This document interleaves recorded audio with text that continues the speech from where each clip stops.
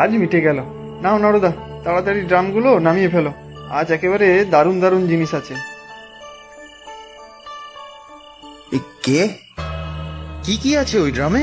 সত্যি করে বলো। পালাবার চেষ্টা করলেই কিন্তু পুলিশকে ডাকবো। তোমরা কারা? আমরা কারা সেটা না জানলেও চলবে। এই ড্রামে কি আছে আগে সেটা বলো। কি আছে জানতে চাও? তাহলে আসো আমার সাথে। সাবধান, ওদের দলে কিন্তু আরো অনেক গুন্ডা মস্তান থাকে, ডেকে নিয়ে গিয়ে মারধর করতে পারে। তার চেয়ে ভালো পুলিশকে খবর দিই। ভয় পেও না দাদা বাবুরা, আমি সামান্য বিধবা মহিলা, আমার অত লোকবল কোথায়। তোমাদের কোনো ভয় নেই দাদা বাবুরা, কোনো ক্ষতি তোমাদের হবে না।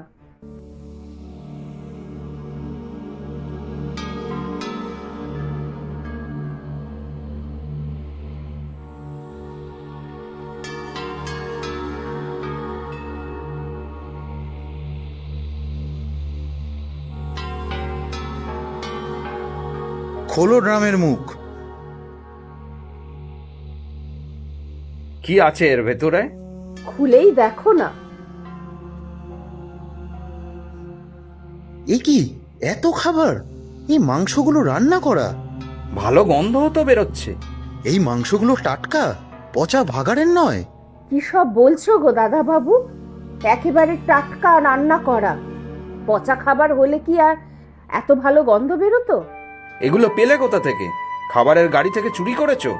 না গো দাদারা, এগুলো বিয়ে বাড়ির বেঁচে যাওয়া খাবার।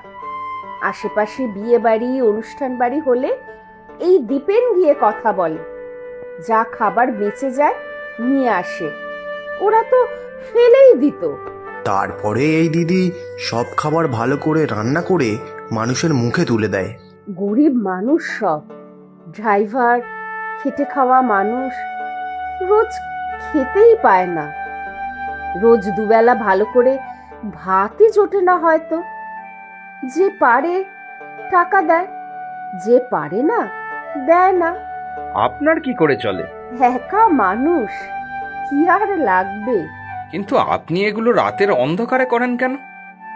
আমার খদ্দেররা জানে ওদের জন্য আমি খাবার এদিক ওদিক থেকে জোগাড় করে আনি, কিন্তু রাস্তায় কে কি ভাববে তাই। আমরা আসলে খবরের কাগজের লোক। এত কম টাকায় এত ভালো খাবার দেখে আমাদের সন্দেহ হয়েছিল। আসলে কি জানো তো দাদা বাবু, আমার একমাত্র ছেলে গাড়ি অ্যাক্সিডেন্টে এই রাস্তার উপরেই মারা যায়। দোকানে দোকানে মাল ডেলিভারি করত, বাসের ধাক্কায় চিড়ে চ্যাপ্টা হয়ে গেল। সারাদিন কিচ্ছু খায়নি জানো তো। আজ সবাই যখন তৃপ্তি করে খায়, মনে হয় যেন আমার অভুক্ত ছেলেটার মুখে দুটো খাবার তুলে দিচ্ছি। খুব ভালো কাজ করেন দিদি আপনি। কিরে অর্ক, তোর ভুল ভাঙলো তো?